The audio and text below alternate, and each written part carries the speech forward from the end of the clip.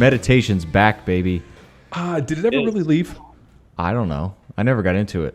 What? I'm like that guy in this. Yeah. Well, what you needed is a fancy tech that blinks to get you into meditation. No, it's accountability. Or gamifying. So now it tricks me into mental progress. Is the unit that we're wearing on the heads, because we got these more than a couple weeks ago, but does the unit actually do something to enhance the meditation, or is the unit just like a feedback for the meditation?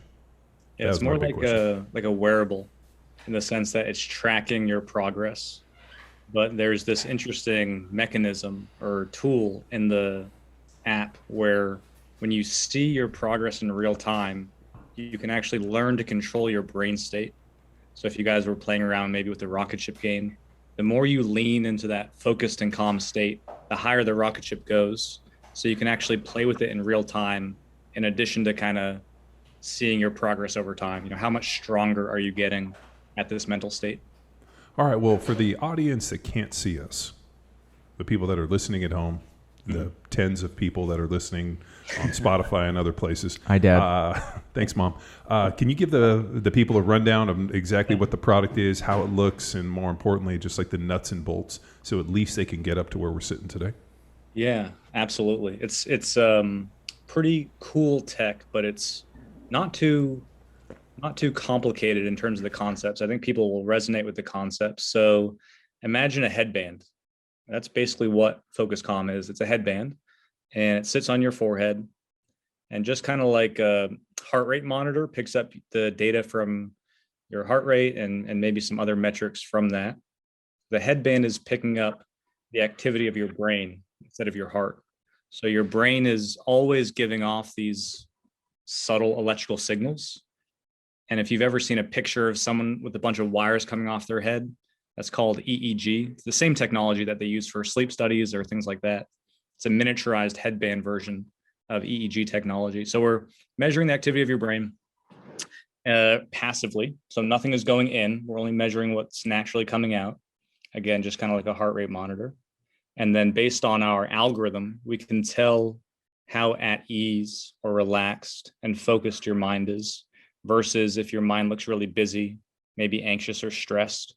And the whole platform does a few things. It teaches you techniques, breathing techniques, meditation techniques, sports psychology perspectives that train you how to get into that space, that relaxed, calm, and focused space. And you can see your progress over time. And then also has games that will train you to enter into that state. And the really neat thing that we've put together, and this came from the guys from F1, was not just teaching people how to relax, but teaching people how to relax under pressure. So how do you actually apply these skills of relaxation in a more real world environment? And how'd you get connected with the F1 guys? I'd listened to an interview that you passed along where you were highlighting that, and then we just talked to Connor Daly, who's IndyCar, and but also ran F1. Yeah, he did run F1 at this moment in time, Indy. So, like, how'd you get connected with those guys and get them to try and deep dive into this? I wish I could say it was purely out of our genius that we ended up with these guys, but actually, and I think this is true of a lot of startup journeys, there's a mix of luck and hard work. And I bet you guys, that's true in a lot of different areas of life. But they were already using similar technology, and they saw us at a conference, and we started talking, and we knew what technology they were using, and we knew we could do a better job than the products that they were already using. So we offered to have them try our technology instead. Within a couple of weeks, they completely replaced their arsenal of neurotechnology with our headbands.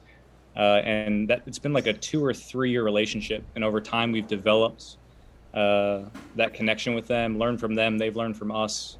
And the core insight was, we have these F1 drivers, some of the best athletes in the world, learning how to stay calm under pressure so they can perform their best and also just feel less stressed in the rest of their life. Wouldn't it be interesting if we could apply that tech in other spaces for other people? And then we started to develop what is now called FocusCalm. Did like we're obviously seeing the headband. I'm assuming that they're putting it in their helmets, or you guys are putting it in their helmets.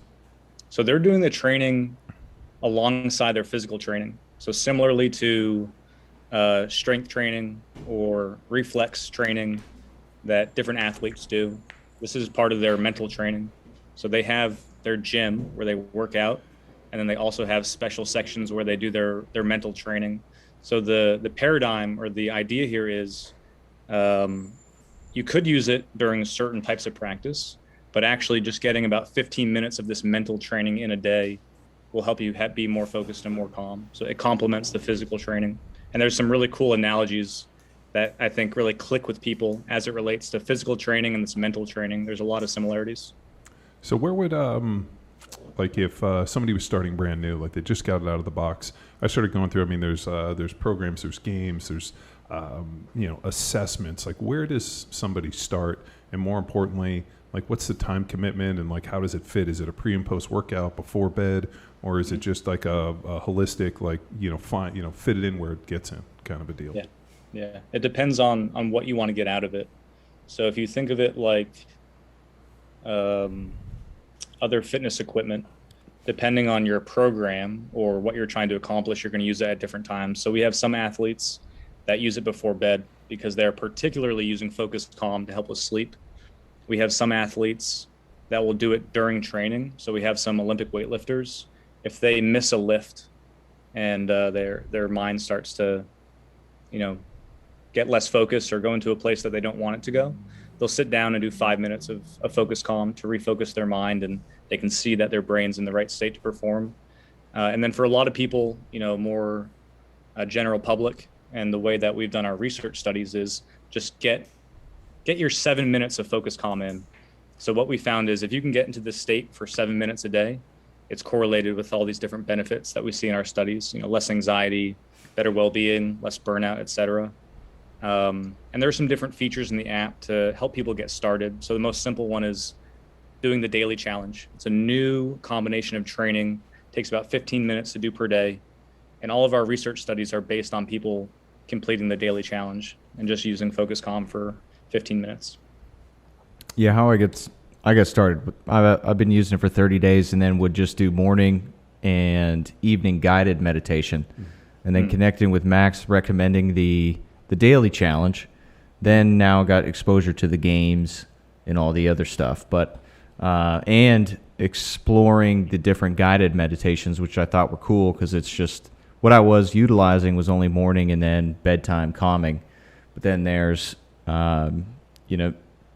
refocusing, challenges, goals, so it's all expanding, and then targeted athlete meditations, so it's a whole variety of different voices to then attract a different personality.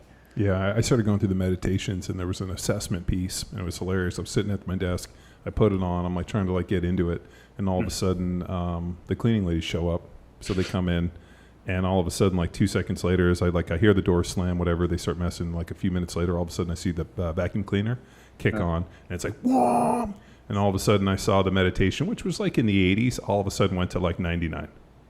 Really? And I stayed like for the, like, I just laugh. I was like, put a bunch of people in the house, let them turn on the vacuum cleaner, and all of a sudden my number went to like 99. And it stayed there the whole time. And I just realized I do well probably in a more chaotic environment. I tend to, as a former NFL player, I mean, the ability to be able to relax in front of, 100,000 people screaming your name at once and being able to focus. Like the minute I heard all that commotion, it just helped me kind of get into that state a lot quicker. Wow. Well, so first of all, 99 is a badass score. That's super hard. Typically, we see that in people who have lots of meditation experience, or actually some of the athletes like yourself that we work with, they're able to get into that state.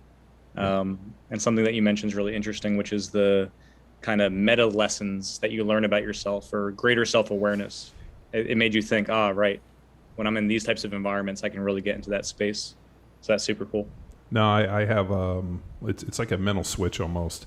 Like in stressful situations or competition or everything, I can take some breaths and kind of get to where I need to go.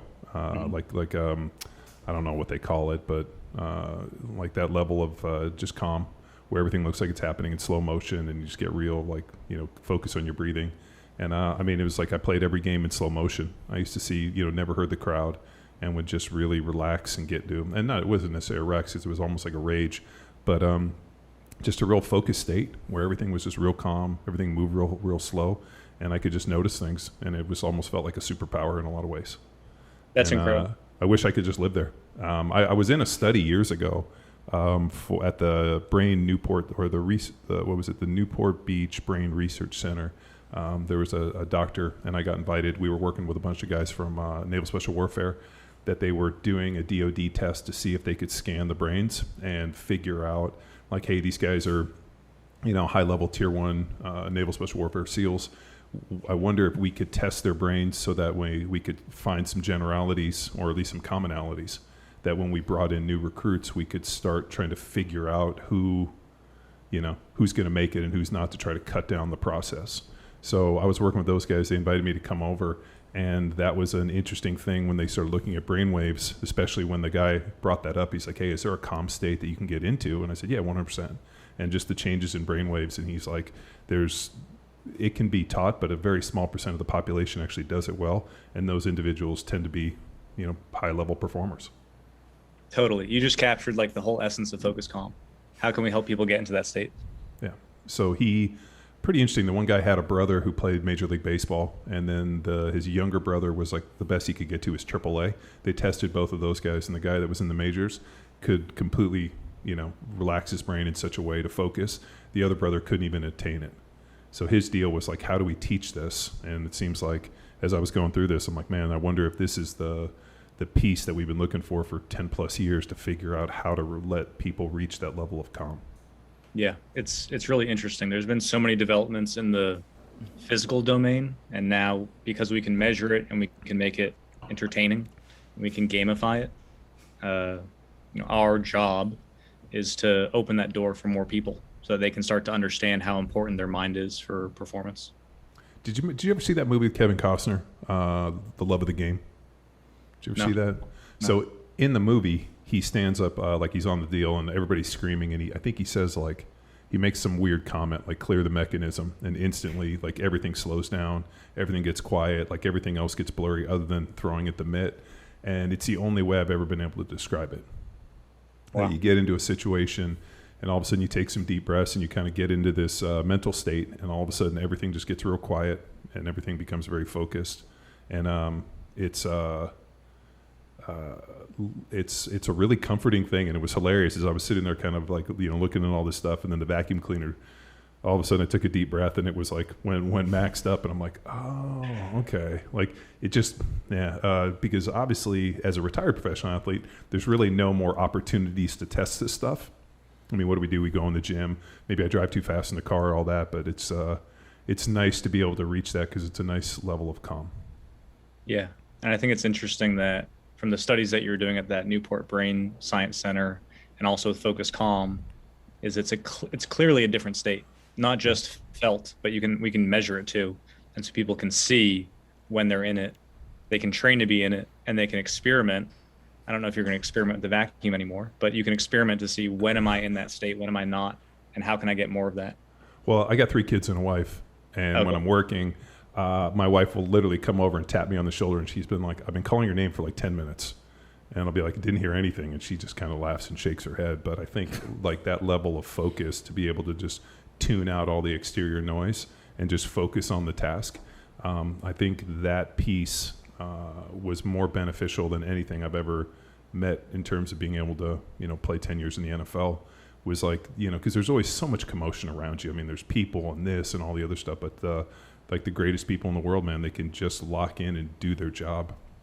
And it's probably why a certain amount of people only get to do it, because like you said, there's really never been any way to really teach it. Like, people talk about it, and if you don't experience, how do you find it?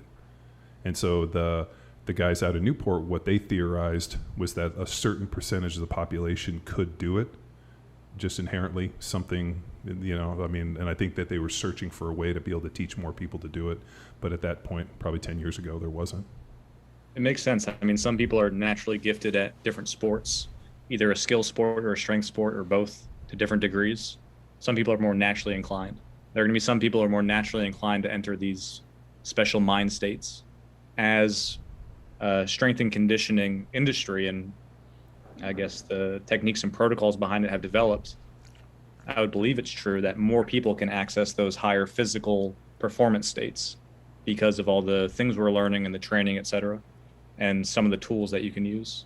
And so now, that's our goal. Can we do that also for the mental side, which has been invisible for so long, and now making it visible and bringing it to a level that's enjoyable, understandable, and not too woo-woo. That's another big part of our goal and our brand is we don't want this to be, you don't necessarily have to cross your legs and sit on a meditation cushion. You can do this eyes open, sitting at your desk. It's gamified. We do have a lot of expert meditators who like to use this and train their minds in new ways, but we want it to be more approachable and accessible for more people too. With the F1 drivers, I mean, I would imagine that if they've gotten to the point where they're, tip of the spear, high level F1 drivers, I mean, the most expensive sport in the world. I mean, these, Mercedes, Ferrari, these teams are spending hundreds of millions of dollars. I would imagine that the people that are getting to that point fit within that very small demographic of being able to, 200 plus miles an hour, being able to take turns and move. I mean, that ability to slow it down and see things in slow motion and make these moves. I mean, those individuals are a really interesting population for that because you probably don't even get to the point where you're even in the, in the training groups unless you have a higher mental capacity or a higher mental order. Yeah. So I'm pretty interested to see what the results of those guys are. The organization that we work with over there, they've been training these athletes for so long that they can tell within the first few sessions who's going to be elite, who's going to be excellent, because they have all that data. And they were doing some fMRI studies. So that's for people who aren't familiar with the neuroscience space, fMRI is that big tube that you lay in to get your body scanned. They were doing fMRI studies, and what they found was these elite level athletes can perform cognitive tasks, maybe just as well as non-elite athletes, but they consume way less mental energy. And that was one of the aha moments is they're getting the job done with the least amount of effort possible so they can reserve their cognitive focus so they can perform better or perform longer. And that's part of what we're trying to train people to do too. So they're more, I guess you could say, much more efficient. It takes them dramatically less effort to do so much more. So they have just an incredible reserve capacity. That's right. Are there any, especially for those individuals, and I'm sure these are company secrets, but are they doing any form of supplementation? I mean, are they looking at I'm thinking everything from there's so many different, I remember Dr. Incledon sent me a list of ways to improve cognitive brain function with different supplements. I mean, everything from creatine to this and this. I wonder if there's anything on that side of it or, diet related, there has to be so many interesting plugins on this that aren't just beyond what the brain can do. Yeah. I don't know. It would surprise me if they hadn't looked into it. Because all these different things complement each other and doing all these trainings. And like you were saying, tip of the spear, this whole team, this whole organization is built around a couple of competitors, right? All this money is going into just a couple of competitors for a specific team. So really anything they can do to enhance their performance, they're going to take seriously. So then also, you also brought up strength conditioning. I wonder how this pairs with a good strength conditioning program. If somebody has greater physical capacity in terms of a really robust aerobic system, lifts weights and trains, science would tell us that they should have a healthier brain. I wonder if this device and the way it tracks could almost test brain health and see if people are doing the right things that they need to do. Yeah. The goal right now is to provide a tool to help people get a focused and calm mind. But as we look into the future, there are so many applications for this type of technology as it relates to general wellness. And if we think about some conditions that maybe some athletes come out of their sport with, we've thought about, can we help different populations either recover certain cognitive functions or at least preserve them, as they age. But there's so many applications, and of course it makes sense. Your brain is at the center of so many things, and we're just scratching the surface for what's possible right now. Is there any research that has to do with the eyes? Like obviously the eyes are the window to the brain, so all the information that comes in. As I was doing it, I kept thinking, I wonder if if you were to work on somebody that didn't have vision, if their brain would work the same way, because they're not taking in all this environmental information coming in, and then wondering if there was another application for, I don't know, I was thinking seeing something going in this where you're having to track, and as a whenever I look at any tech, I always think what could change this? Like you said, obviously a vacuum cleaner, noise. Is there music? Is there something to look at? So your vision takes up a lot of your cognitive processing, and when you close your eyes, there's actually a specific signal that you can typically see in someone's EEG raw signal. It's called an alpha peak, and it's pretty cool. It's when you see that in a raw EEG, it's very clear how vision and your visual system is impacting your brain activity.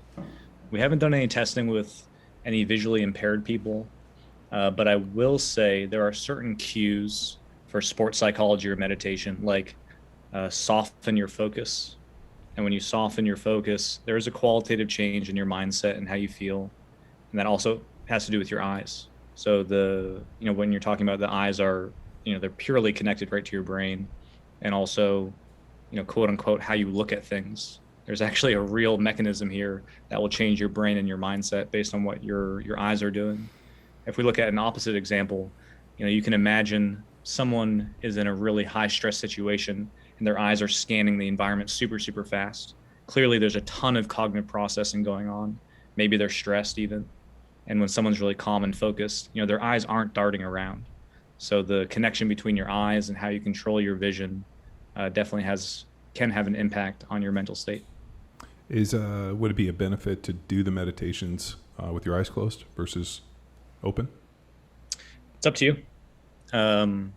The goal here again is for it to be applied in your life, and most of the applications that people are looking for are it sounds kind of funny, but eyes open experiences, sport, work, the rest of their daily living. So I use FocusCalm almost entirely eyes open. The algorithm will respond similarly with eyes open or eyes closed. If you're a beginner into this space, doing some of the things with your eyes closed can make sense, maybe the meditations, but all the games, you need to have your eyes open so you can see if you're actually making the rocket ship fly or making the race car go faster, etc. But typically you can get your brain to relax if you close your eyes. What about kids? That's another issue. You think about, as we get older, think about everything from diet to physical training. Things start to crystallize as we age.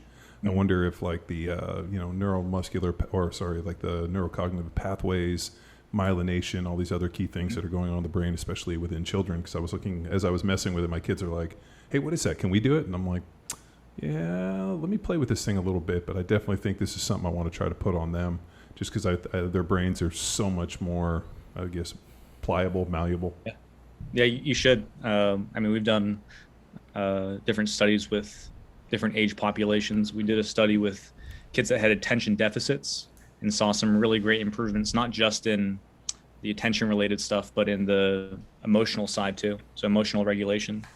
And one way to look at this is these are skill building practices. All right. If you start a sport young, you're going to have an advantage over your competition as you get older because you're building those pathways.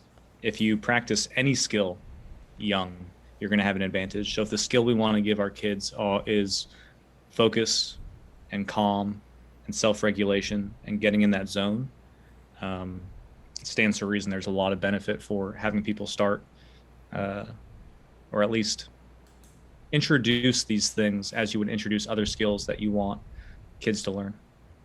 Okay. Y'all are measuring three things, or showing us what you're measuring, three things. So we had depth, consistency, and speed. Can you go into each one, what you're really looking for and how that single word sums it up? Yeah, for sure. So your FocusCalm score goes from 0 to 100. 100, or in John's case, 99, that's super focused, you're in the zone. And 0 means your mind's super busy. If you're there for too long, it's probably a sign of stress. But our minds fluctuate between these different states based on what we're doing. What we're trying to train people in FocusCalm to do is raise your FocusCalm score, both in relaxed settings and in stressful settings. At the end of any exercise, that's a meditation, a game, an executive function training that we do, we give you your FocusCalm score over time, and also text, like you're saying, a breakdown of your speed, depth, and consistency. So depth is how deeply were you able to relax during that meditation or game, and you want that to go up, right? You want to be able to get into those deeper and deeper states. Speed is how quickly were you able to turn it on. So we'll start counting the number of seconds it takes you to get into a high FocusCalm state. And again, you want to be able to turn that switch on as quickly as you want on command, given the situation that you're in. So we're measuring speed. And then consistency, and this is the one that's typically the hardest, is over the duration of an exercise, what percentage of time were you in that high FocusCalm state? So ideally, you want to be able to stay in that state for as long as you need to, or in the case of the score that you get at the end of the exercise, for as much of that game or that meditation as possible. So that's depth, speed, and consistency. The cat and I tried it out. She was always in the red and struggled even to get into that medium. And I was, I don't know, mostly blue. For the blue is the higher scores. So like the harder she tried to focus, the worse it was getting to her score was getting. So I thought that was pretty hilarious. That's one of the lessons, right? If you try too hard to relax, I'm going to be the best at relaxing. I'm going to try super hard. What the hell is going to happen? What do you think is going to happen, right? And then the score is like, okay, right. Of course, I can't force myself into relaxation. Or one of the other cool lessons is if you're playing one of the games like the rocket ship game and the rocket ship starts going down and you go, oh shit, oh shit, oh shit. You're going to get more stressed out. The rocket ship's going to go down even further. So the skill that helps build is, can you close the loop quickly? Can you quickly recognize your mistake and go, okay, no big deal. And try to stay in that calm state and correct yourself more quickly. So there's all these little self-awareness things that you gain from using the app that are even outside of the score that you're getting. I mean, so would it universally stay true that what we're searching for is the highest level of performance for the minimal input or output, I guess you could say? Like if we have like, let's say it's a tank of 100 and it takes, somebody, 50 gallons to be able to do a task opposed from somebody else that can do the same task in 10 gallons.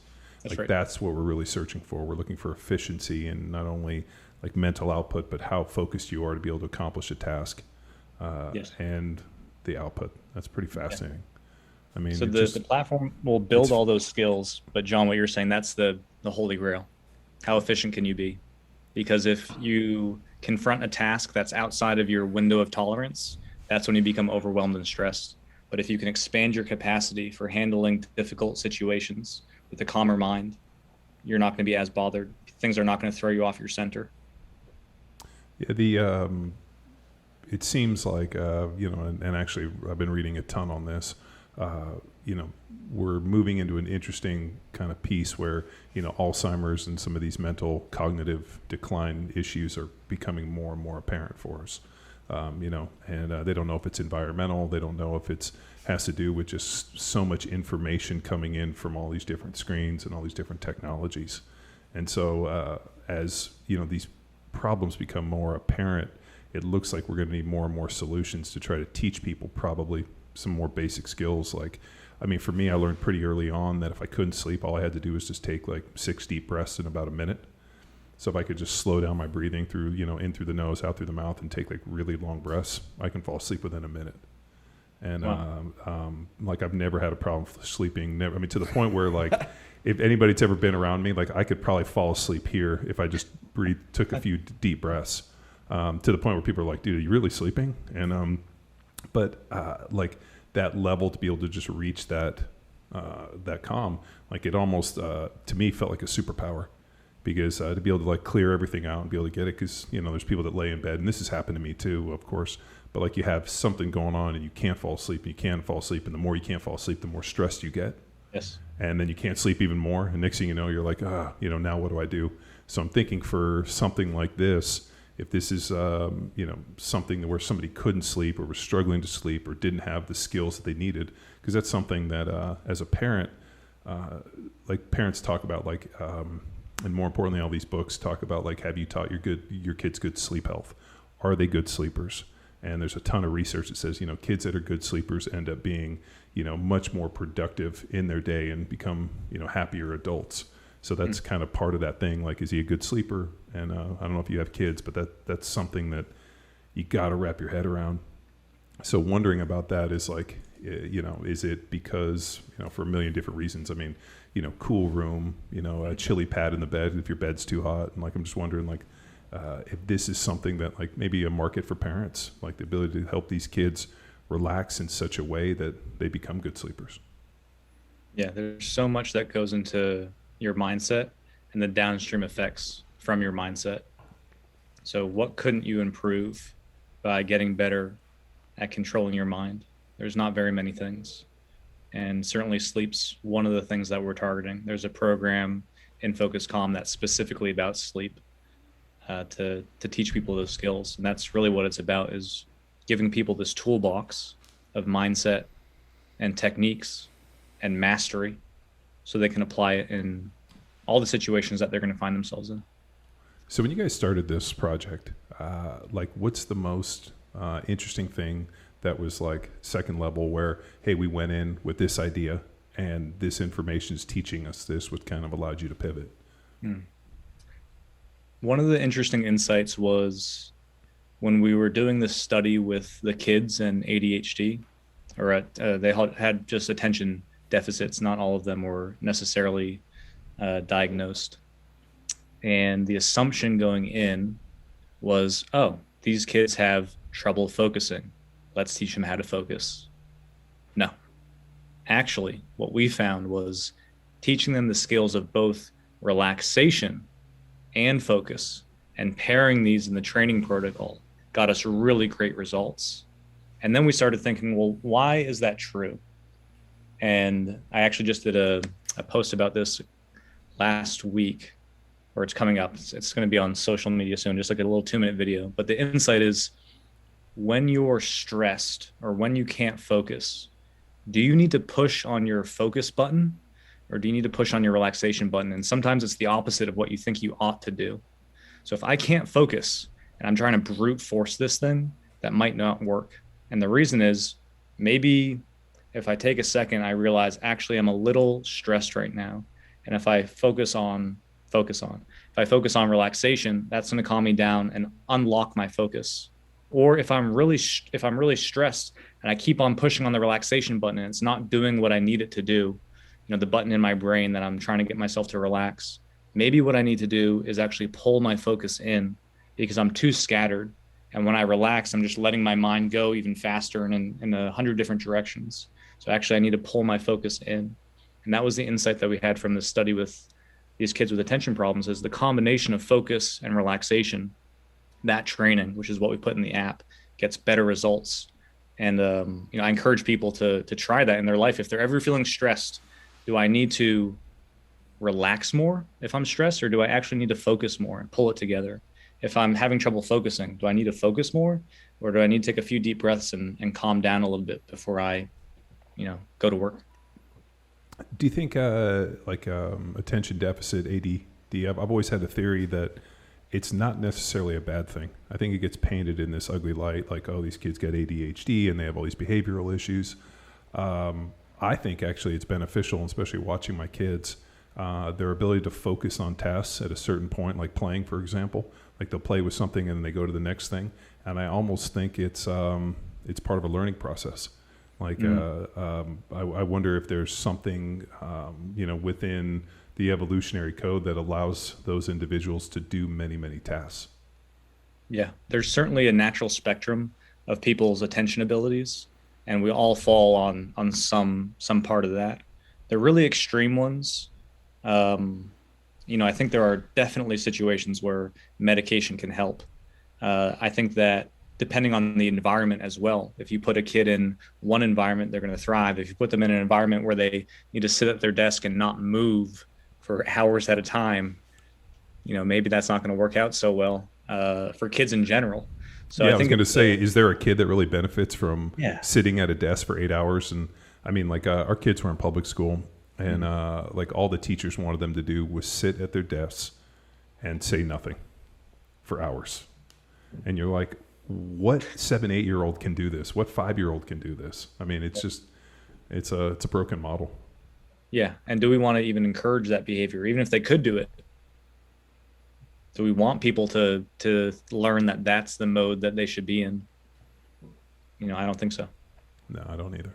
We were connected through our good friend Dana Santis, and through the app, she's got a breathing, very visual piece. So it measures focus score, and then she takes you through breathing practice, which is pretty cool. So it's like a 10-minute lesson, at least the one I took, and I don't know. So how did y'all get linked up with Dana? And I feel like the breath is like the natural key, because there's focus, and then there's really learning how to breathe. As she would say, it's the most fundamental movement pattern.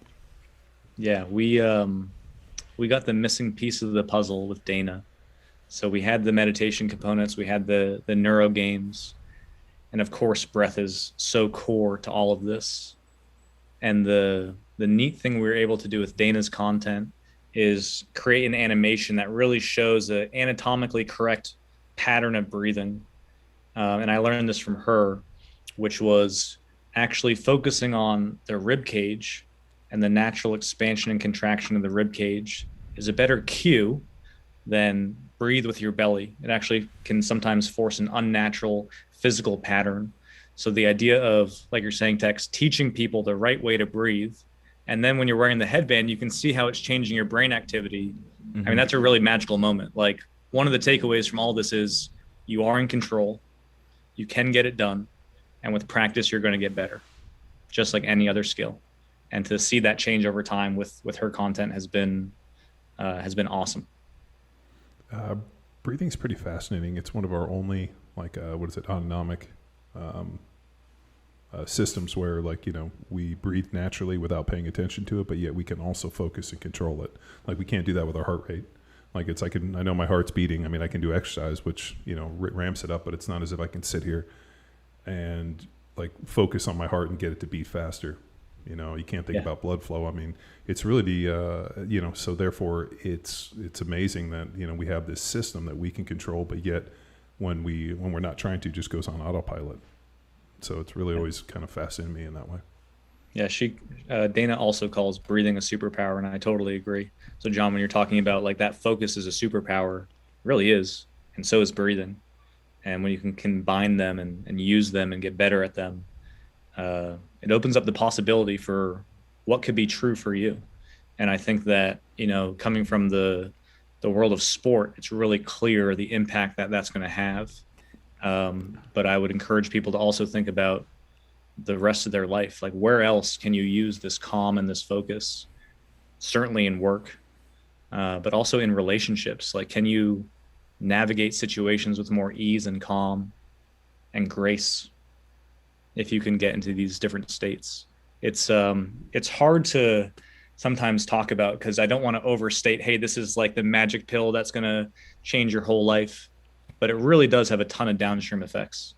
And it's really cool to see people discover new ones or do different experiments. And we have users who will tell us that there's a function in the app called the tracker where you just record your score. There's no meditation or anything. You just kind of do experiments. And we have people reporting all these kind of crazy experiments they're doing and what they're learning about themselves. And it's so cool to see the impact of these trainings and this technology on people's lives. Yeah, give us some examples. Well, on that note, I use that for presentation prep. I got a presentation coming up, and then. Are you nervous? No, I'm focused and I'm calm, John. But I will be bringing this little guy on the trip with me to continue the practice. But through one of the brainstorming sessions and just playing around with ideas, was able to keep it tracked, and that was awesome. Like, it almost encouraged me to then stay more focused and not go to the email, because computer's right there, and just focus on the board. So results were relatively consistent, but then felt to draw towards the project and what I needed to get done. Yeah. Yeah, it can be a reminder. The headband can be a reminder. And the score, if you have the score up, it can be a little check-in, where am I? And the lower scores, the active states aren't bad. If that's where you want to go in that moment. It's just about recognizing where you are and are you in the place you want to be. But yeah, people do all different types of experiments. That's pretty cool in text. What's some of the weird ones?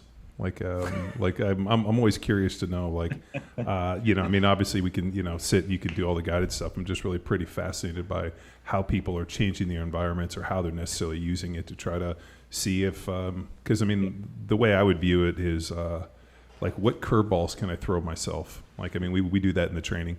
Everybody can train when they feel great and they're 100% and no injuries and everything looks perfect. But what are the ways that you create a little bit of hardship and dig yourself a hole and create a little chaos theory? Yeah. So I'll give you one of the positive examples that's kind of weird and I didn't expect. Someone was petting their cat while having the headband on, and this person was having trouble getting a high score.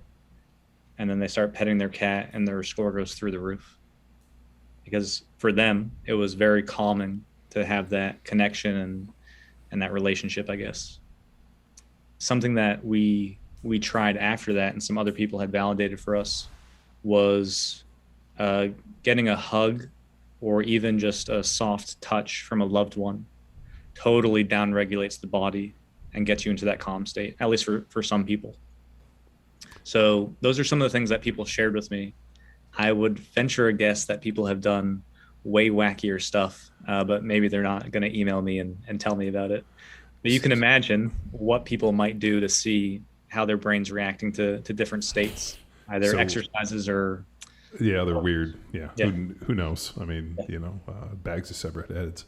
I go see this chiropractor once a week who works on my shoulder, and he has a machine called an Ortho Gold 100, and it uses sound waves to break up scar tissue and calcification and anything. So they use it on my shoulder and uses it on my knee, but it sounds like if you took a hammer and you were to hit it on steel over and over again, like 800 times. So it's like pom, pom, pom, and it's like kind of like there's a head on it. And it's pretty interesting because I wear a Garmin Fenix 6 watch that shows my heart rate. And the minute that they start, like my resting heart rate's like 68, let's say a 70, I'll drop into the 40s when they start hammer me with this thing. And I'll watch it, and within, when we get to the first 100, I'll be in the 50s, and by the end of it, I'm like 42.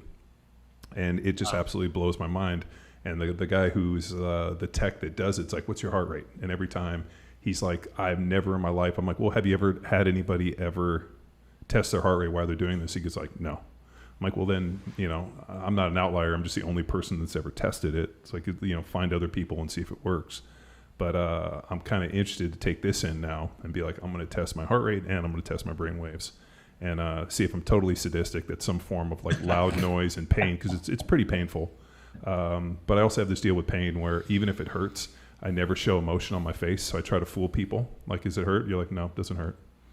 And that's another way I calm myself, is to try to hide the pain of these. So, it's pretty painful to have it done. But the guy's always like, I can always tell when I'm in the right spot because people flinch or move. He's like, I can't tell anything on you. I'm like, perfect, serial killer. But I'm pretty fascinated now to bring this in. I'm like, I have another thing to test and see if I can actually calm myself and do this under that type of deal. So yeah, that would be a next one. I'm excited to see what people learn.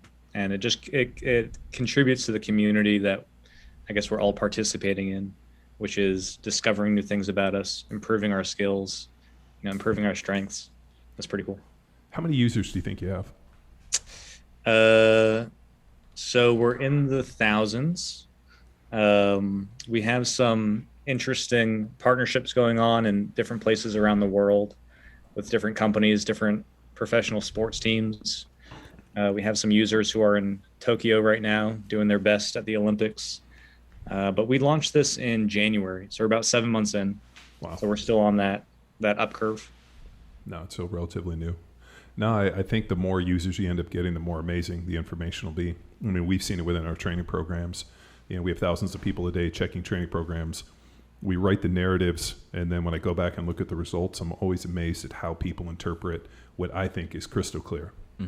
Like, hey, do it this way. I actually had a consult, talk to a guy this morning who's following one of the programs, and he's like, hey, this is the way I'm doing it. I'm like, man, nowhere in the directions does it say to do it that way, but these are the results he's getting. And he's like, what do you think? And I'm like, don't let me get in the way of your progress. I mean, I think that's what's pretty interesting, especially with this, is you're kind of creating it in such a way you're pushing it out, and then you're just kind of waiting for the information to come back and see if, how people interpret it, how they're using it, and more importantly, like the stories. I mean, we've seen that for years, how people have used the training, how they've, hey, I did it this way, and we're like, man, I would have never thought that. But that's what's so cool about pushing stuff out into the world and seeing what comes back. Yeah, no, absolutely. Things that sometimes they're wacky and you ignore them, and sometimes they're a super good idea that you never would have thought of or the team would have thought of, and now we get to implement something like that to open a brand new door of how to use it. Max, where are y'all based? We're in Boston. Oh, so all right. Yeah, the company, the core company started in the Harvard Innovation Lab, and now we're, I guess, a stone's throw away from the university. Nice. I just was up in Pennsylvania and get to hang out with a pretty sharp doctor who's a PhD from Brandeis. Yeah. So. Yeah, it's in the area. Yeah, I mean, it's amazing all the universities that's within that Boston area. You're like, oh yeah, Jesus. What? How are y'all recruiting new folks? I mean, how big is your squad right now?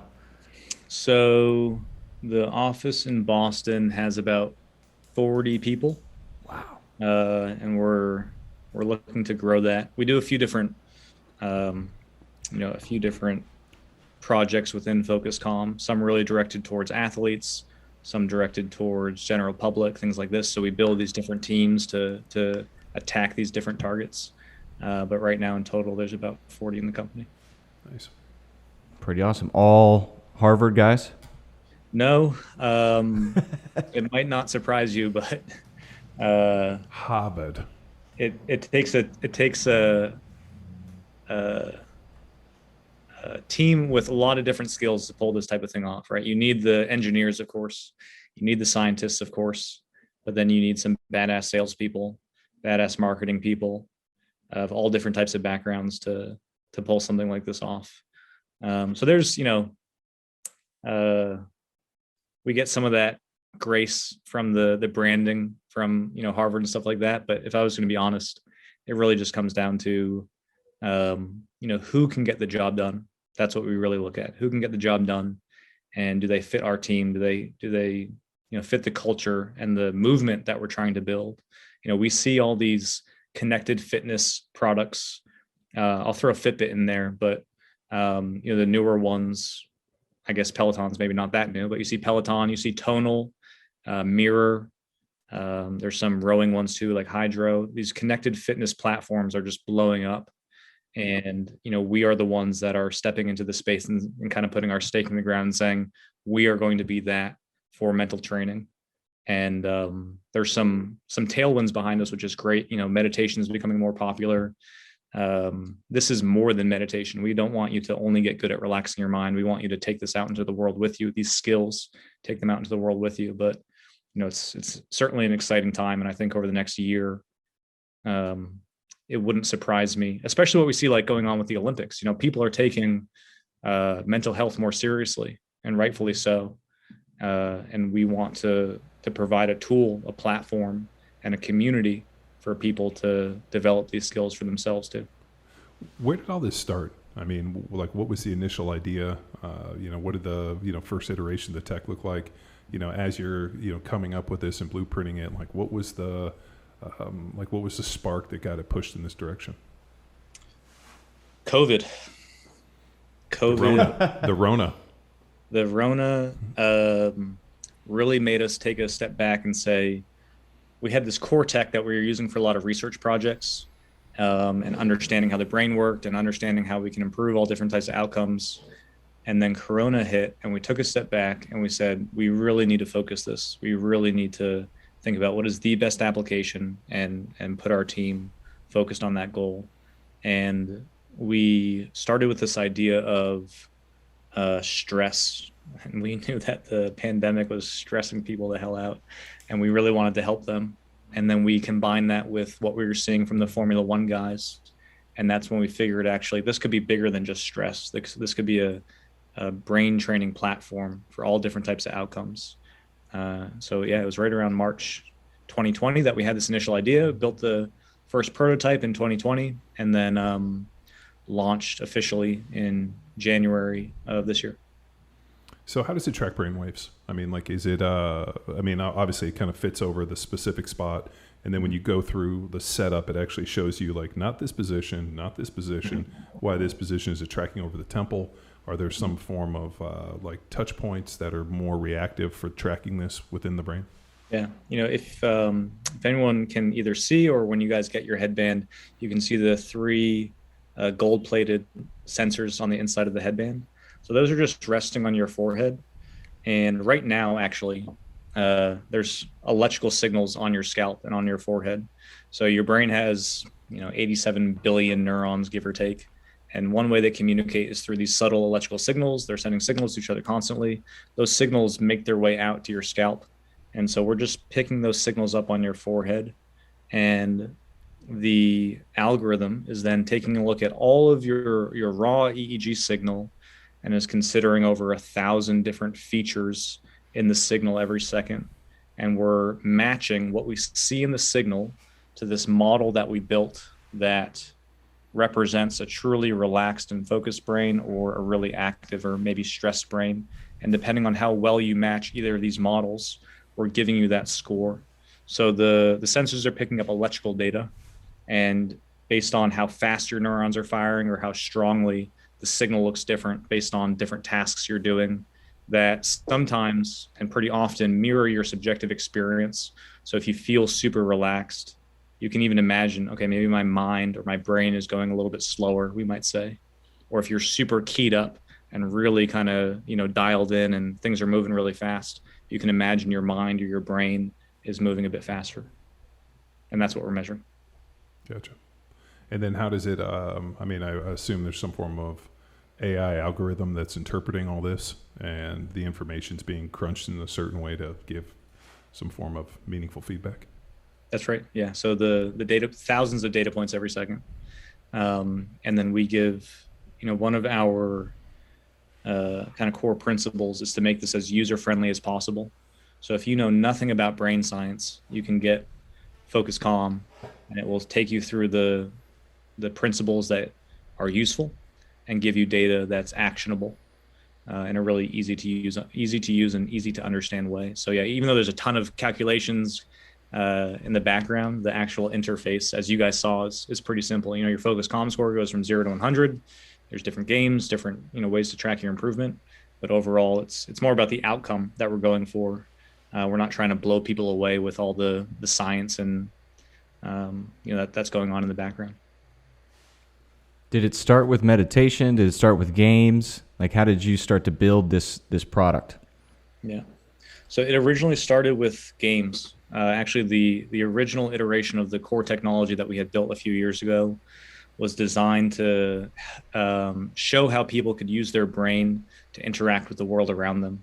So we have a slot car race track in our office, like real physical cars that you used to like squeeze the trigger to make them go, that run on brain activity. So you can put the headband on, and the more the higher FocusCalm score goes, the faster the cars will go. That was kind of the initial idea here was, can we use brain waves to interact with the world around us? You can, but it takes practice and skill to be able to do it reliably. Flipping a light switch is maybe not be as fun as turning a light on with your brain, but it's certainly quicker. So it was a really cool exploration of the space, but we couldn't scale that into a viable business. It was really, really cool tech, but again, not everyone wants to. I'd buy it right now. You want to do it? Dude, I would be so in on that. We had slot car racing where you get to race with speed with your mind. I would compete against my kids all day. Well, we had a guy, Ted Slingerland, on the podcast communicating on trying not to try. He had that book. Oh, yeah. And I do recall he referenced this as well. The harder you were focusing on getting those cars to move, the more you got back. So that was a few years ago. Yeah, that's a long one. Pre-studio product then. No, I mean it'd be just another thing I could kick my kid's ass at. Be like, look at this, and then talk shit to him. Be like, look at me, I'm beating you. We went to High Five, which is this like bowling kind of like axe throwing like video game thing, and it's my favorite. I'm like, I battle my kids and everything. I'm like, let's play the shoot 'em games. Let's do this, to the point where actually I can only suck my son in now. My daughters are like, we're tired of you beating us. I'm like, I'll beat you guys. Air hockey. Air hockey's pretty fun. Skee ball. I want like a mental air hockey, like Pong, but you just use your brain. That'd be a good one. Yeah. I mean, maybe our next pivot is into arcades. Dude, it would make sense. I mean, I really like the stand-up desks where you ride the bike or you walk, and it basically generates energy, which allows your computer or whatever you're using to stay on. I thought that was great. Well, yeah, we got our intern plugged in to a giant hamster wheel outside, and that's what's keeping this podcast going. It's raining too much. Wow. There's no way he's out there.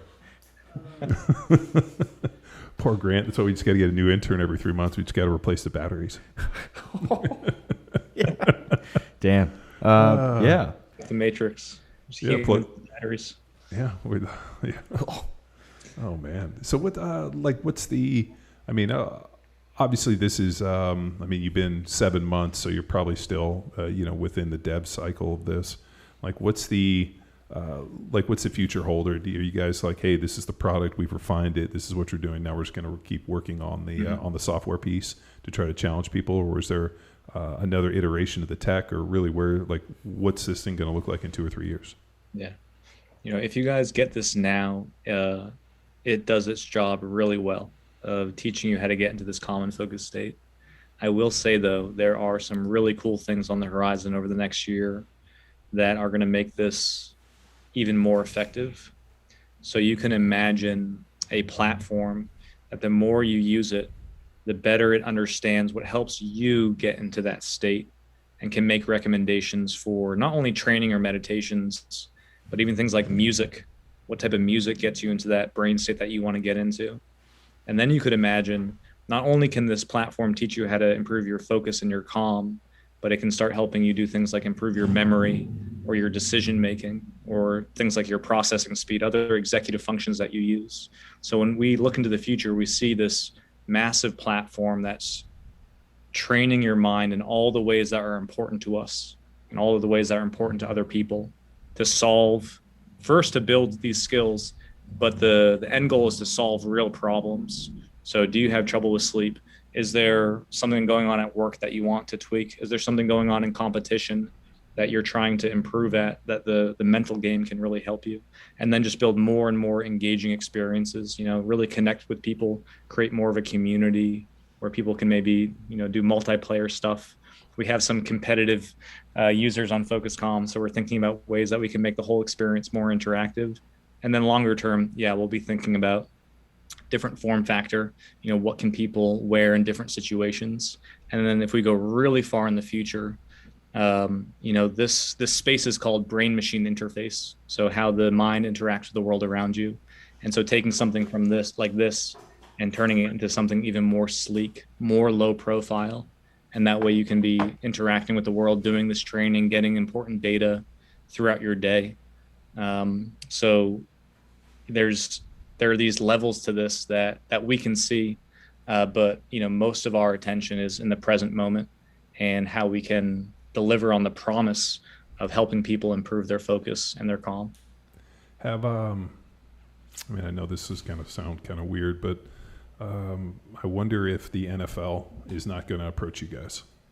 I'd be really fascinated to see NFL players, more importantly, because let's say they got it in the off season and they had a pretty good cognitive score, and then post game guys go to use it after banging your head into an individual 70, 100 times, thousands of times in a time. If all of a sudden now they're going to see some cognitive decline, and if now all of a sudden this is a way that they can measure, hey, this is how much decline you got, and this is how fast it took you to rebound back, 2 days.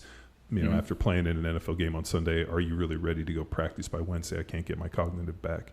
Mm-hmm. I mean, certain people it might not affect. Other people might have huge deficits. So I wonder if that's like a, very real score that those individuals could see, which, the NFL, has claimed for years that there was no, correlation between impacting your head and what we were seeing with CT and some of the other issues. And all of a sudden now, you start having all these guys commit suicide. Now they had to actually step up and be like, well, there might be some correlation between this. I just wonder if present players that are using it could start seeing, hey, this is what happened. This is what I was before. This is how long it took me to get in on the backside. And more importantly, this is how long it took for me to get back to where I was within the baseline. Yeah. I'll say this. I encourage people, and I more than hope that different organizations, NFL included, but really everyone, takes into consideration long-term thinking and where do we really want to be, and is taking what might feel like a shortcut to avoid some confrontation or having to deal with a situation like you're describing. Actually, in the long run, if we do the right thing, we're going to get a better outcome. That seems to always be true, or most of the time be true. So I hope that we can help more and more people, and this is the starting point. People can already do so much with this tech, but certainly as it continues to develop, it's only going to unlock more applications like you're describing. Yeah, I mean, it's kind of in this like an interesting space of like, and I'm not saying it's entertainment, but it's this idea of like, hey, I can improve upon this stuff, but yet I think it's got some really interesting kind of health and performance benefits outside of this. I like me personally thinking back as since retired, but as a current player, if I had something like this where I was able to measure and I had a baseline, immediately after the game, I throw it back on and see what my baseline was, just me, and being able to chart it. And if I wasn't able to reach those numbers, then you're like, well, why is this? What does it look like? Is it stress? All right, now look at all these different days and just start, plotting numbers and seeing if like you can get back to how you are, looking at like hydration, looking at sleep, seeing, hey, if I took a painkiller, what it did to it. I mean, I would probably, anything I could use. I mean, I used it for blood work. Like I would get my blood work done before and after every season. So right before I went to training camp and then after, and I have 20 years of blood work to see, how things change, what necessary things look like. But there was really never any way to test the cognitive stuff outside of going and, getting EKGs or getting in brain scans, and which I ended up doing for that Newport Research Center. I went to Dr. Amen's study for the NFL on brain health. And he actually told me that I had pretty severe brain damage on the left side of my brain. And and like that was a big thing. And then a year later, when I went to Dr. Jin's place at the Newport Brain Research Center, they did the same scan, and there was no damage.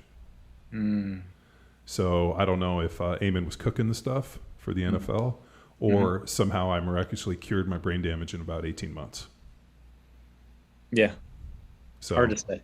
Yeah, hard to say. I mean, it also, and I know people believe that you can't necessarily fix, a lot of that stuff, but I believe if you remove the stressor and, and the body has the necessary components to heal itself, I think the body does a pretty good job of fixing. Oh, yeah. You've obviously seen when they do some of like the surgeries within the brain, all of a sudden they'll remove a certain part and the brain will rewire to fix that part and just kind of circumvent it. Yeah, super malleable. People misunderstand the malleability of their own minds and their own bodies and how resilient we are. And there's this fallacy that after a certain point in time, you're done, your brain's done, and nothing ever changes ever again, which is just not true. So, giving people those tools to make the changes that they want, or like you were doing, after that first scan, removing those stresses can make a pretty significant and sometimes immediate impact on your brain and your health. For me, it was a ketogenic diet. I pulled all this. Actually, another Harvard professor, Matt Lalonde, sent me all this research, and his deal was like, why don't you try ketogenic diet for a year? I mean, we've seen it, fix, seizures and some other stuff, and there's some really interesting parts about brain health. So I did a ketogenic diet for a year and a little over, and then went back, a few months later and seemed to have fixed everything. I don't know if that's universal for people. The only one I ever tested it on, but that was, and then I always go back. I'm like, I wonder if Amen was cooking that stuff and it was bullshit. Or if this guy, because I was there in his scan. Like I saw the scan, went into his office, and he's like, "This is what we're looking at." There was no time to swap it out. So, Right. So what's your background? How did you get into this? So my story is I got into martial arts at a young age, around 6 years old. And a big part of martial arts is the mental training side. So how well you can focus is going to determine your performance. And at the beginning of every martial arts class, we would do a short meditation. Close your eyes, take a few deep breaths, let go of the outside world, and just focus on what you're about to do. What style? So I did Kempo karate, and then I also got into Southern praying mantis kung fu, and then dabbled in a few other things. I did Shotokan from the time when I was 6. I started in Shotokan. Oh yeah, we had some Shotokan guys join our dojo. Yeah. Badass. I remember we were doing training leg kicks, and I was working with this Shotokan guy, and he was decades older than me. And I remember we were doing a technique, and I don't know, maybe I was just a hot-headed kid, but I decided to throw a leg kick basically as hard as I could. And I was like, oh, this is going to get him. And he didn't even move, didn't move at all. His face didn't change, his body didn't change. And I was like, oh shit. Okay. Was the Kempo like Ed Parker American Kempo kind of a deal? Yeah, that lineage was there. And then it had some other things going through it. And my looking back on it, I realized that what I really appreciated about it was the art and the physical control over your own body that you needed. There's certainly a self-defense part to it, which is, can be useful, but really just the self-mastery of it is what I really liked. And of course, I was watching a bunch of Kung Fu movies where these Kung Fu masters are flying through the air and have these superpowers. I was like, okay, yeah, that's what I want. So I got really into same. I was addicted to Kung Fu theater. I still watch Kung Fu movies. I still I'm in. Yeah. No, that stuff is super fun. The old school Jackie Chan movies that are all dubbed over. Used to go to Blockbuster with my dad and pick a couple of those out. That was the best. Yeah. I was really into that, and then that led me into some other meditation traditions and learned about what could be true if I mastered this thing in between my ears, what perception might be possible, what peace and what abilities and understanding could be possible if I trained my mind. So I got really into meditation and ended up studying cognitive science in undergrad, which was this nice mix of philosophy and psychology and artificial intelligence and linguistics, all these different things. Because I was really interested in how the mind worked, and ended up working for this company. We did some online webinars about mental health for doctors and nurses. So I got this kind of exposure to the education side of things, and ended up going to work for one of these presenters who was running this lab. Her name's Dr. Sarah Lazar. She's at Massachusetts General Hospital. She's one of the top fMRI neuroscience meditation researchers. So I helped her some research for a few years. And at the same time, I was working in another lab. I would go to one lab in the morning and then the other lab in the afternoon. And the other lab I was working at was doing deep brain stimulation surgery for people with Parkinson's disease. So I got this exposure to invasive neurotechnology. I did some other research there too. And then afterwards, I thought I wanted to go get my PhD in clinical psychology, but I wanted to stay in the area. I was living with my now wife, my girlfriend at the time. Wanted to stay in the area, applied to a few programs, didn't get into any PhD programs. And so I was like, oh shit, well, I don't want to keep on doing research. I didn't get into any PhD programs. Let me apply for a master's degree program. So I applied to this program at Harvard. And, I thought that if I got in, I'd probably go. But I didn't want to go just for the degree and just this name that felt kind of weird to me. But I ended up getting in and went, and it was an incredibly positive decision. The people that I met there, the professors, they're all really, really great. And I learned a lot about how people grow and learn. So then I started becoming interested in leadership development. I went to go work for a leadership development company called Authentic Leadership Institute. Now they're called Core Leadership, and they help executives change their mindset so they can perform better. So you can kind of see this trend of meditation, mind training, how people grow and learn, neuroscience, etc. And once I graduated, I joined this startup, and there was about 15 people in the company. And now globally we do this work all over the world, and all of our connected teams now has about 200 people. In this neuroscience kind of teams that we have all over the world. So it's been a wild ride for sure. It's pretty awesome. Yeah. Any cool stuff that you've debunked that is just common, magazine shelf stuff that realize, hey, no, we figured this out. You're wrong. Yeah, the big one is that you can't change your brain, that you're locked in after, I don't know what the magazines say, 25 years old, and then your brain stops changing. There are certainly different periods in your life where your brain is more plastic, and that's really useful, like for language acquisition. That's one of the windows that is true. If you miss language acquisition during a certain period of time in your life, it's really, really hard to make up for that. What's the window? I think it is before, I might mess this up, but I'm going to say before 5 years old. You really need to get that, be exposed to enough language to get that learning in. I'll double check that. But besides language acquisition, the earlier you start any skill, of course, it's going to be beneficial. But there's this kind of thought in our culture that, okay, if I'm like this when I'm 25, then that's who I'm going to be for the rest of my life. And there's no changing. From a physical training point of view, you guys know that's not true. I'm sure you know tons of people who change their bodies and their strength and their performance as they get older, and maybe don't even start until they're older, and they make massive improvement. The same thing with as The Rock. mental skills. The Rock, Like yeah. The Rock's 50, almost 50, or he's over 50, and that guy's in the best shape of his life. Yeah. How old is he? Dude, The Rock's I got just to be watched like, the Jungle movie. He's got to be in his late. Oh, I 40s. saw that. I just watched that yesterday. We watched. The kids were on me for Black Widow, so we watched that yesterday. I also saw that. Yeah. The Rock's. Yeah, he's got 49. 49, 50, and Wow. the dude's in the like. If I met The Rock, 20 years ago, or maybe less, like 15, 16 years ago when we were in Philly, and dude, he did not look anything. Well, he had hair today. No, I mean he was super nice and super friendly and whatever, but like I just would have thought he was just a big athlete. Now he looks like a pro bodybuilder, so it's pretty amazing that dude looks incredible. He also probably has a fucking amazing team that cooks all of his meals. Yeah. I mean that's really the secret to being that jacked, is just having somebody being like pop out like Mr. Deeds and like here's your food.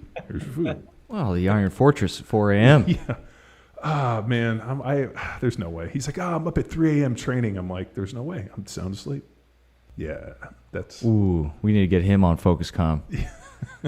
He's probably 99. Dude, I've never seen anybody like in more time zones than that dude. It's like he's training at home, and then like the next picture's like him in Japan. I'm like, oh, I guess you gotta have a private plane. So if I'm like, and I'm sure this is you guys will learn this is a byproduct. I'm just really fascinated for like people that have some form of cognitive issues, like you were talking about Parkinson's and some of the other issues which we know are neurological. I wonder if like this type of training can help starve that stuff off, or just at least keep it at bay longer. Like there's some, because that's the stuff that scares me the most. Universally, everybody's going to die. I don't think anybody's planning on living forever. But I think what people are really searching for is, how do I live my best life up into the day when it stops? Like, hey, I was pretty healthy into my 60s, and then in my 70s, I basically was sitting around drooling for 10 years. Like, nobody wants that. Everybody wants to be kicking ass and doing climbing mountains and doing that until the day that it ends. And then I think that's the deal, at least in my mind. Like, I think I want to maximize and be my best for as long as I can, and the day that I can't, just end it, and that's where it ends. So I wonder, for like that type of cognitive ability to starve that stuff off, or at least keep it at bay for longer, if like technology like this becomes that piece where, because if cognitive stuff from like you said, learning a language, if you go through and do a quick Google search, like how do I stay mentally younger longer, they give you all these different tasks. The one that always blew me away, the way that they test cognitive decline, especially for people that have some form of brain issues, is handwriting models. So they'll ask you to come in and do handwriting, and then over time they come back every 3 months, or hey, I want you to write this, and then they can look at the decline in handwriting as a form of mental decline. Wow. And so that's a big one. So for me, I practice my handwriting. My kids ask, they're like, what are you what are you drawing? I'm like, I practice my handwriting constantly. They said that's a really interesting way to try to stay sharp. I mean, juggling, anything hands and eye coordination, anything that looks like health and wellness, learning a language, any type of games. So I'm just wondering if something like this could be used in that market. If I zoom out a little bit, I think having a really strong purpose in your life will keep you around longer, right? It's your reason, your why. And then supporting that with different training and tools to help you get that done or get there is certainly a good decision too. But you see, some of these really old people all over the world that don't retire. They just keep on working in some capacity, and it keeps them going.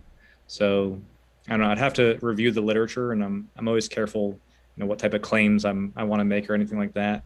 But certainly there are scientifically backed decisions you can make that will extend your life or enhance your well-being while you're alive. Because I think you're right. Like, at least I do, and I assume most people do.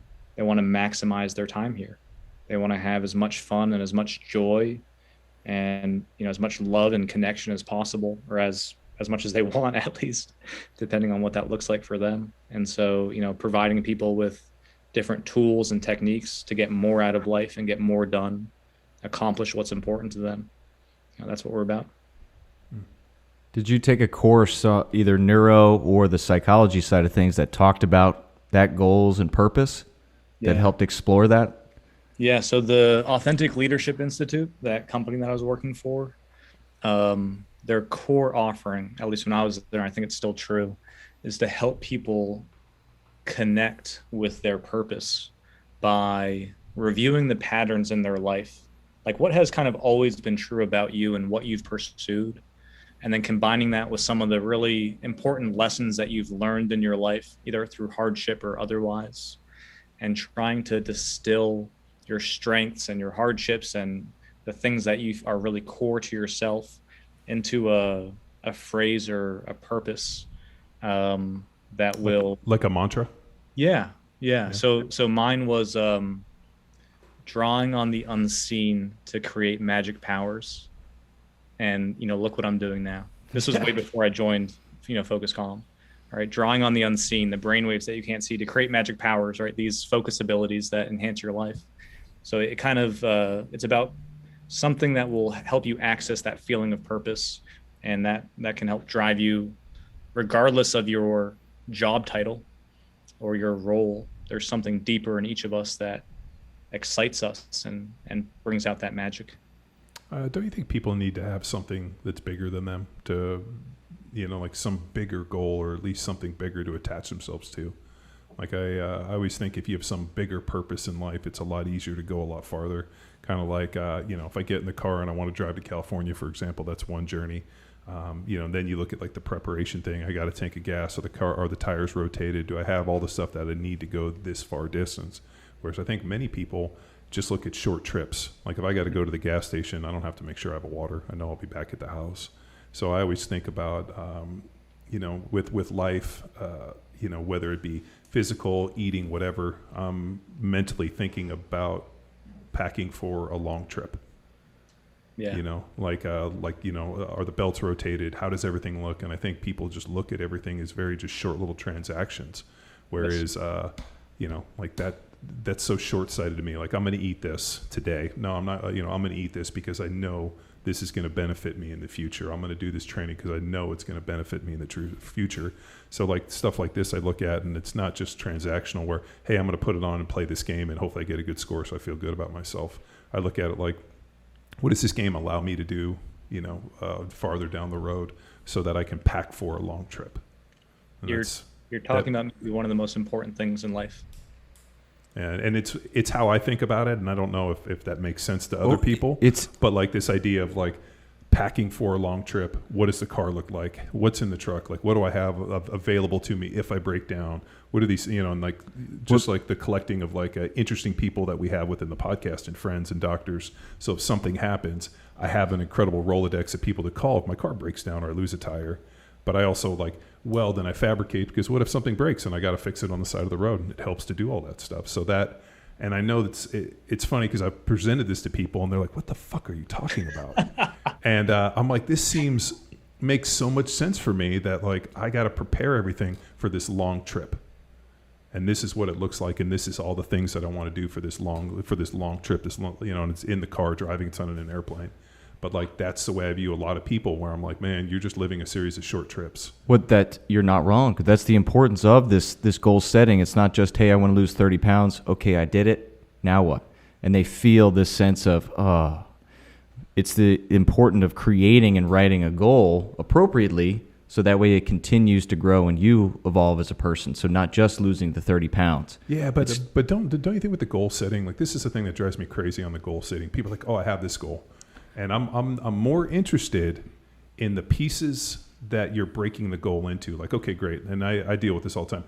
Hey, I was on the phone today with a consult deal, but this guy like gave me this output, and I'm like, okay, what pieces are you assembling to make sure that you get to this piece? Like everybody just has these big kind of lofty goals, but like my thought is like, what are the, like if I want to knock this thing down, what are all the little dominoes that get me there? What are all the pieces? All right, so like you want to get in shape. All right, so what are you doing first thing in the morning? What are you doing on Sunday when you go shop for your food? Are you doing your food prep? Do you know how many calories you're burning? Okay, so I went over and I tested my my basal metabolic rate, so I know how many calories I'm burning at rest. How are you tracking those calories? How are you doing this? What's your metric for success and strength in the weight room? What are you doing on this side? And all of these pieces, which end up being like the culmination to get you to this goal. And I think when people think about these end goals, they don't think about how I snap it up into all these little pieces to get me there. Yeah, they need a coach. Max, what did those courses or that business talk about in terms of like providing objectives or steps to help to lead to this promised land? Yeah, you certainly need a plan, and you need a support system. We talk about, because it was for executives, your personal board of directors. You recruit family members, friends, trusted people in your life to help keep you accountable and support when you need it, because you're on a journey. And what you're describing, John, is like the hero's journey. It's this big mission that you're on. Beowulf, the Iliad, the Odyssey, every written text. And I was a rhetoric major, classics major, and so we read every heroic tale. Every culture has their heroic epic as their first recorded form of literature. So absolutely. Sanskrit has one. I mean, it's pretty amazing, but they're all the same. Yeah. So Hero's like, journey. if you're dieting to eat less calories, how does that make you feel? Like, okay, good job, you did it. But if you're dieting and you're putting all these tools together in the right way to achieve this greater mission, it really has to come from you. And one of the, I think, mistakes I see in goal setting, or in kind of this, when you're trying to project a life that you want, is to make sure you're connected in the right place from yourself when you're projecting out what you want. And it's not some like, I don't know, I'm going to use the word materialistic or like third party projected goal. If it's really core to who you are, and that's super fucking difficult, to be that honest with yourself and really ask yourself, what do I really truly want? Man, I bet you most people can't answer that. I mean, no. I know people that are 80 years old that can't answer that question.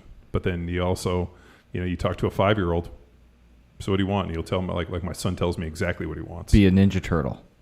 That's a pretty good goal. That was mine. I told him all the time, like, hey, like he wants to be a Power Ranger. And I was like, well, we have a whole training system we can create for a Power Ranger. Like you're 5, at 6, you can start in martial arts, and we'll go through this whole thing. And like, I laid him out this whole thing, and he was like, looks like a lot of work. I'm like, what else are you going to do? Straight. You're here for a long time. I was like, yeah, you might as well be busy. And he's like, I think that makes sense. I like your kid. That was my goal too. That's, I think, why I got into martial arts, was because of Power Rangers. I'm older than you, but every like TV is completely changed. When we were kids, there was like 4 channels and everything sucked. I remember like the only show we ever got, like we ever watched was like MASH was on a bunch for some reason. And then like in the summer, like, did you ever see that? Yeah, there was a movie or a TV show called MASH that was on every night. And it was really the only TV that we ever saw was like MASH and Fantasy Island when I was little. You don't even know what Fantasy Island is. I know of the jokes that people make about it, but I don't know Ricardo Montalban, welcome to Fantasy Island. So, and then in the summer, when we were at home, there was like Chips and like, I think it was Emergency were the only 2 shows. But on Saturdays, if you didn't get up early for cartoons, whatever, like in the afternoon after we did everything, we'd come back and it was like Kung Fu Theater. So they just used to show all of these old like 70s, 80s, like bitchin' Kung Fu movies. It was like Legend of this and this. And like I was just always fascinated by like not only the training system, like to master Kung Fu, the training must be severe. And like there was all these bitchin' movies and it was always like this young guy goes and meets a master and then the training they go through so that he can, hero's journey typically. And I remember just being amazed by this stuff and then finally getting to go to martial arts. And this old Japanese dude used to just kick our ass. Like he had a bamboo boken, a boken's like a whole bunch of strips of bamboo that they weave together with like fine twine, kind of like not rope. It's like a cane or? Yeah, no, it's a sword, but It's wrapped so it's kind of flexible. So this old man used to walk around and he would beat us with this thing. Like you'd be like in your horse stance and he would crack you. Oh yeah. And it was all hardwood floors. Yeah. And so I remember he would like smash us with this thing constantly, like hit you on the shin, hit you on this. And we would have to do like all these different poses and hold them like the punches. And he would crack you on the arm and he would just walk around and hit you with this thing. And I remember I went home and told my mom, I'm like, Mom, this dude beats us with a sword. And she's like, yeah, it's martial arts. Like, what did you think was going to happen? You've seen the movies. And I was like, oh, okay, I guess this isn't a big deal. Now kids today, that guy would be arrested. Yeah. But like everything was like hard wooden floors. So we would like work in anytime we did any sparring or any throws or anything, like you got slammed on these hard floors. Like there was no mats. Yeah. And I'm sure you remember we had to kneel for literally like while somebody was doing something, you had to basically kneel on this hard wooden. That's probably why I can't kneel to this day. I'm like, I still want to throw up if I kneel on hardwood. But it was just, I just figured that was part of the deal. We watched all the movies. They were pretty severe. The old man beat us with sticks. He was Japanese. Next thing I know, NFL, boom. NFL, boom, happened just like that. But but what's crazy is I'm sure there's a ton of kids that watch that stuff that never walk into a dojo. Yeah. I wonder what that is. I'm glad that you're supporting your son in his mission to be a Power Ranger or Ninja Turtle. That might have something to do with the fact that not all those kids who like those things go into that. Maybe they don't have those opportunities, or maybe they just like the movies and they don't actually want to jump into them. Well, yeah, one of your meditations is set in an intention. So Yes. that, I mean, if you're in the zone, you allow people to get into the zone and then truly think about it. And the cool thing is, like, you can replay these meditations daily until you finally find an intention that you are looking for. So if it is getting into the zone quickly and then exploring the depths of the mind, man, it's certainly a tool to help find a goal. I wonder if people are more active if they have something that they're using it for. Like you made a great point earlier about if you want to live a long life, you have to have purpose. I wonder if like there's almost a questionnaire. I'd be fascinated to know by the people doing it, even with some like a little bit of questionnaire on the front side, like how are you using this? What's your intended outcome? Mm-hmm. And I mean, we've done that with our programs, and I still would love to collect that data of like how are you using this? What's your intended outcome? What do you know your mark for success is? And I'd be fascinated to see that piece and just do some surveys, just because it's amazing. Like people are usually pretty honest with surveys, especially if they're invested. They purchase the tech, they're using it, and then they get a survey. That would be pretty fascinating to know, what they're using it for. Like, oh, I just thought it'd be fun that my friend got me this, or I listened to Power Athlete Radio, and next thing I know, I went and bought it. Or other people that are like, I want to sharpen my blade as sharp as I can, and I'm doing all this physical training. This is the mental piece that, for the most part, and like I'm just thinking like what I've come across that measures cognitive ability like this. Like I remember I got sent, it was almost like this thing that went on your head that had these little nubs. The headphones? No, it was like headphones. You remember that had nubs? And they were talking about like neuroplasticity, that they could stimulate neuroplasticity by putting, do you remember that one? That one I got sent, and they made all these kind of preposterous claims. I used it. I didn't see any of it. And I even hit them back. I'm like, because they were telling me, hey, this is the intended outcome. This is what you're going to see. And I used it for 6 months. And I was like, their problem was their poster boy was AB, Antonio Brown. Oh, and then everything went south, and they're like, we never heard from them again. Well, they got a lot of VC money.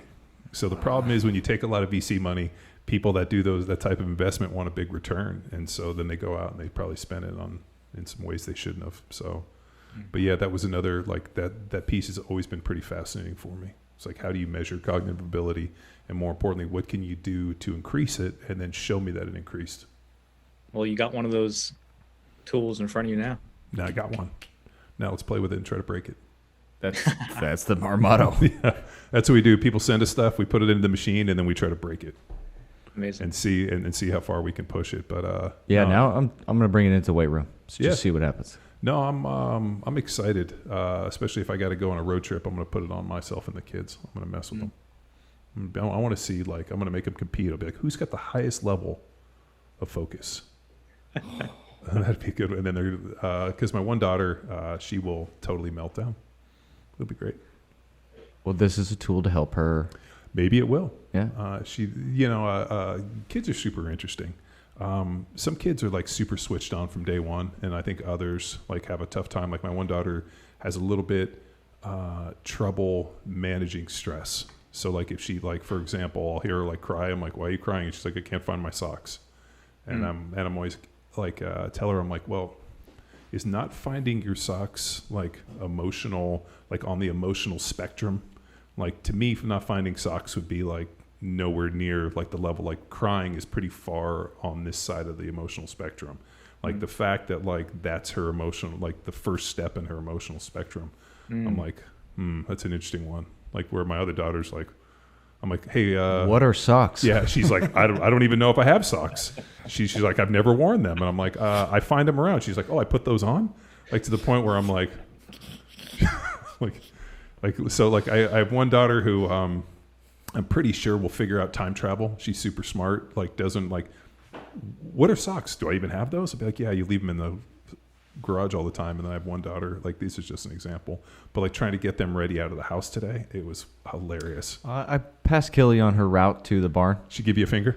She was not in the best of moods. Yeah. Well, she couldn't find her socks, and it was raining. So we about 4.5 years ago, I lived in Newport Beach. We sold our place and we moved out here to Austin. Now we live on a big piece of property, and my neighbor has 50 horses, and they have a horse school. So my daughter rides, and then this summer she's 9, has worked as a camp counselor, which I think is hysterical because she works all day and then she rides at night. And I'm like, don't you want to go to like summer camps or like do this? She's like, no, I just want to do this. So then she talked her sister into being a camp counselor. So now they like have to walk over there, and it's pretty funny watching them try to get out of the house to go to like their work. And like my one daughter's like, I don't know what she's doing. She's like up counting butterflies in her room, and my other daughter's like panicking because she can't find her socks. And I'm like, you guys are like, could not be, and they're twins, mind you, so they could not be polar opposite. I call them the Gemini twins, just two identical. I mean, complete opposites. Yeah, I'm curious to see how they react to FocusCalm, and also the daughter who maybe has more room to grow, the level of improvement. She may actually be the one who sees faster improvement in these skills. Well, if it can teach her to relax and like not go to like emotion as her first, like, you know, like I don't mean like emotion in a negative way, but like the first step in like stress shouldn't be like that, like, you know, 4-alarm fire, start crying. Like I think like, man, if I come across somebody crying, it's because, you know, either something pretty severe happened or what, but like, I'm like, hear her crying. I'm like, what's going on? Did you stub your toe? Did you cut your finger off? She's like, I can't find my socks. I'm like, all right, we definitely need FocusCalm. I'm going to put the head on there. Yeah, you also have a wellness calendar, which I appreciate in school. Like if I was managing a team, certainly that check-in. We have a readiness score with our training programs, sleep, soreness, and then like this wellness. Because if this directly connects to, the everything outside my world, if I'm working with high school or college kids, this can help make that connection to utilizing these tools in their daily life. I found those wellness surveys are so much more accurate. Like I've worn a Whoop. I wear this. I'm not wearing it now, but I wear a Garmin, and Whoop will give you like a readiness score. I found it completely inaccurate. The days that I felt I was like green to crush the world were the days I like had the poorest performance. The days where I was like, you shouldn't train today, were the days I went out and smashed it. And so I don't know how their algorithm worked or how. And we hit them up to try to come on the podcast to explain it to me, and they ghosted us. So they booked it and then they ghosted us because I like hit them with like 100 questions. They were probably like, oh fuck, this guy used our tech for a year. We don't need to open this shit up. But that's always been really interesting. And when I started looking at a bunch of the research on this readiness deal, you can look and try to classify all this stuff. But at the end of the day, the most accurate is like, how'd you sleep? Good. All right. How are you feeling? Like, what's your readiness to train? Do you feel, relaxed? And all the questions that we ask, like those are pretty indicative that people that score the highest on those wellness tend to have the best training days, but it's not 100%. So, it's interesting that you guys bring up the whole coaching aspect. Pretty early on, we realized the potential for this to be a tool for coaches, not just individual athletes or people looking for better mental wellness. So there's the team portal in the app, and you can set someone up as the team manager or the coach, and then the coach can add people.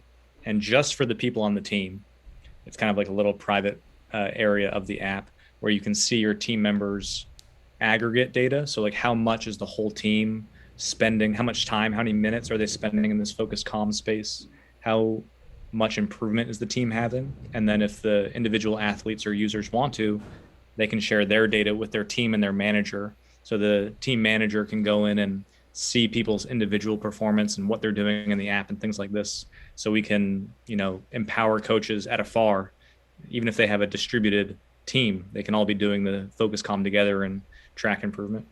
So we should have a team power athlete. I'm in. Yeah. So we got to compete with them. Yeah. Pretty, thousands of people that check our or that are following our training programs on Train Heroic. It'd be interesting to, when this comes out, being able to push this tech out to people and get them to join us. And I'm pretty excited about it. I mean, as I was kind of, it was funny. It was sitting on my desk. Tex dropped it off, and something got piled on top of it. And then the other day, you were like, "Hey, man, you got to get that thing. We're having the podcast." And I'm like, "Well, one thing I hate is, and you know this, if we have somebody on the podcast, especially as tech, it's so transparent if somebody hasn't used it, and it looks disingenuous. I'm sure it's a waste of your time and ours. We come on, you're talking about it, and you're like, "Well, have you used it?" "Well, I don't know. I didn't have the fucking time." And I think it's a good, if you're going to invest your time, we got to invest ours. So I pulled it out, fired it up, threw it on, and I was like, "Oh shit, this thing's pretty cool."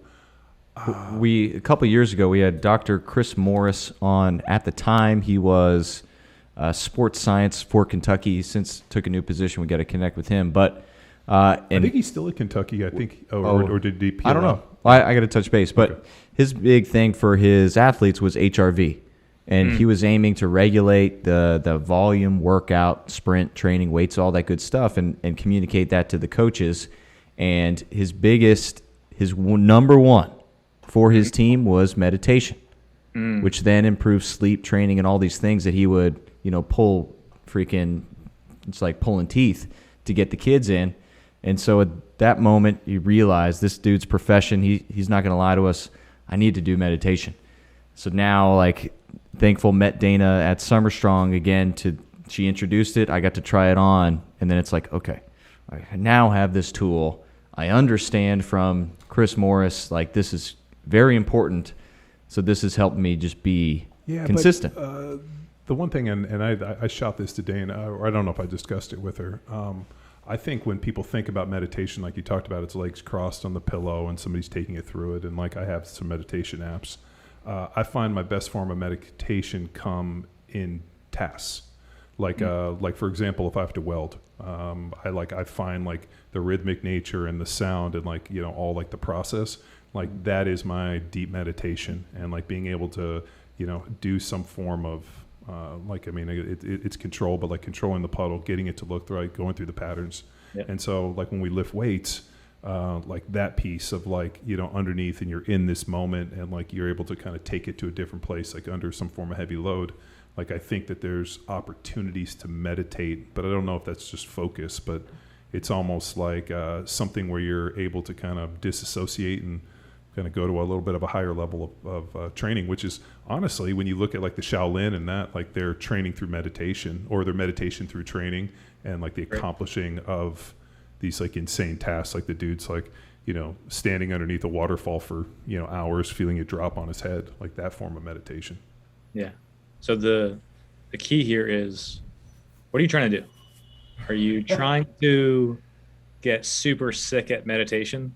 Because like you want to be a monk? Or are you trying to build skills that you can use? Are you trying to be calmer and more focused? And wouldn't it be nice if you could build those skills, and this is true, build those skills with a variety of tools? It's not just meditation. That's one awesome training tool in your toolbox to get into that state. But welding is another one. Doing the neurofeedback games, doing the focus games, the different challenges that we have in the app. These are all different ways to get what you really want, which is a more focused and calm mind. So it's I think FocusCalm opens people's minds to this idea that, oh yeah, I probably should be doing meditation. I know that's good for me. Well, I can get those benefits by, it sounds funny, but playing these games, right? Meditation is certainly a big part of FocusCalm, but my favorite part is to play the games. I like to make the rocket ship fly. I like to do the different challenges. Like that's when I can get in the zone. And it's something that I learned about myself too, which is that challenge actually helps me get in that zone. If it's too out there, then my mind starts to wander and I kind of go off on something. Maybe that's something I need to improve, but it's actually the games that I love the most. Isn't that the bigger issue? I mean, and you hit it right on the head. We're not trying to meditate to get better at meditating. And I think what's fascinating is you have people that meditate, then all of a sudden go over here, and the minute they open their eyes and get out of the meditation, are super stressed. Yes. So it's almost as if they need to like, and this was part of my rib with some of this stuff is like, you need more calm when you're doing the tasks. So you're hoping that you do one thing that carries over to the other. Shouldn't there be some form of like meditation, some form of like focus? Shouldn't there be a task or a way for you to improve that level of like, I guess, whatever it is, range, capacity, while you're stressed out or while you're in tasks? It's kind of like I can meditate all I want, but the best form of meditation happened when I would run up to the line and get in my stance and I was playing in the game. Yes. And I was like, I wish I could reach that level of meditation, but the stress is what allows me to reach it. Like sitting around, lotus pose on a pillow, doing like that never worked for me. Yeah, I think that's the mantra too. Doing. Yeah, well, I was laying there last night doing it, and I had my son go down or lay down. I had him do belt put his hand on his stomach so he can feel his breaths, and I had him count the breaths, and all of a sudden it went, doom. I was like, yes. Max, who's the voice? I know you got a male and a female. Yeah, so we have this meditation teacher who's fantastic, super down to earth, which kind of fits our brand, which is like, let's do the work and build these skills. His name is Fez Oswalt. He's a Boston local. Mm-hmm. And then we have a sports psychologist from Boston University named Marla Zucker. And then we also have Dana in the app too. And that, what you guys are talking about the tasks, if people are interested, I'll just, tell everyone in the app, the focus games, man, those are hard to stay relaxed during. And that's the point. Like you have to use your mind in different ways, either decision-making, reaction speed, thinking, different pattern recognition, things like this, navigating away from obstacles. You're doing that in the app, but in order to win, you also have to keep your mind relaxed. And that's the hardest part, or the biggest challenge that we give people in the app is, can you stay calm while on task? That's what this is about. That's what we're talking about, taking it off the cushion and bringing it into the real world. Badass. Boom. So if people are interested and want to get this, which we highly recommend because we're going to be using it too, how do they find it? Like, where do they find more information? Website, blog, social media? Yeah, so www.focuscalm.com. Cool. That's the best place to go. And our handle is the same, on Instagram. We're being more and more active on Instagram. Dana and I just did a IG live last week, so we're going to be doing that once per week going forward to teach people about these concepts and talk to some, badass people about how they use this technology and how it's changing their lives. You going to get on TikTok and do some of Tex's TikTok dances? He's real big on TikTok. Big time. Just at McQuilkin, everyone follow. TikTok. Yeah. It's so weird. Power athletes on TikTok. Yeah, you're over there doing the juicy and all these other dances. That's what makes me so popular on there. I'm trying to mimic the best touchdown dances in the world. And through my FocusCalm practice, it's only going to improve, John. You know what? Don't let me be the wedge that stands between you and TikTok greatness. And your purpose. Yeah, that's it. That's what I'm training for. Yeah, I still can't guess that one. So, well, cool.